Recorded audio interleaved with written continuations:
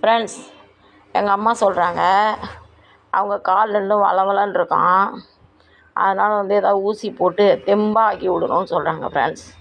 அவங்க வயசு வந்து கரெக்டாக தை மாதத்துலேருந்து 80 நடக்குதுன்னு வச்சுக்கோங்களேன். எப்படி ஃப்ரெண்ட்ஸ் காலுக்கு மட்டும் தெம்பு கொடுக்க முடியும்? மீன் வாங்கினா நல்லா சாப்பிட்றோம், சாதம் சாப்பிட்றோம், என்னைக்காவது ஒரு நாளைக்கு காய்கறி நல்லா சாப்பிட்றோம்.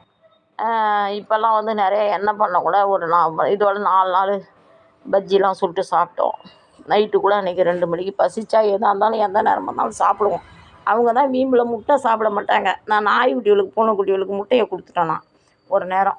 அதனால் அவங்க அன்றைக்கி எனக்கு முட்டை கொடுனாங்களாம், நான் காதில் வாங்கலை ஃப்ரெண்ட்ஸ். அந்த கோவத்தில் இனிமேல் நான் முட்டை திங்க மாட்டேன்னு முட்டை திங்காமல் இருக்காங்க. சத்து எப்படி உருவாக்குறது சொல்லுங்கள்? உனக்கு தான் கால் வெள்ளன்னு இருக்கே, கம்முன்னு இருக்க வேண்டியது தானே? அந்த தோண்டியில் போய் தண்ணி தூக்காண்டாங்கிறது, இந்த சந்தில் நடக்கிறது, இந்த தெருவாசப்படியை கூட்டுறான்னு நிற்கிறது, இந்த காலை வச்சுட்டு நானே என்ன கஷ்டப்பட்டுருக்கேன். கணுவில் வச்சுக்கிட்டு ஒவ்வொரு அசைவுக்கும் வலிக்குது ஃப்ரெண்ட்ஸ். இந்த கால் ஒவ்வொரு அசைவுக்கும் வலிக்குது பாருங்க, வீங்கிடுச்சு. நேற்று கொஞ்சம் வலிஞ்சுது, 2 ஊசி போட்டது இன்றைக்கி வீங்கிடுச்சு.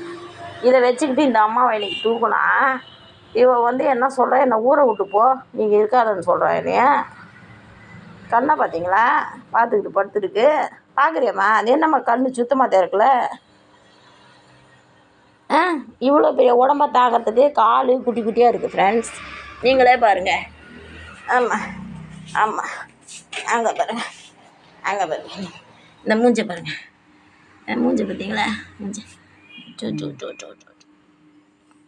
அழுவாதம்மா, வருத்தப்படாத.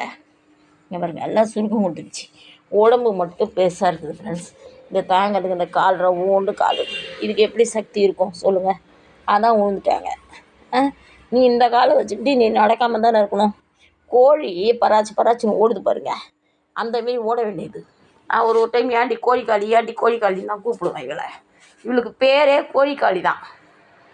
கொறிச்சிக்கிட்டே இருப்போம், சோறு கொறிச்சிக்கிட்டே இருப்பா, கால் நடந்துக்கிட்டே இருப்பா இவள் கோழி.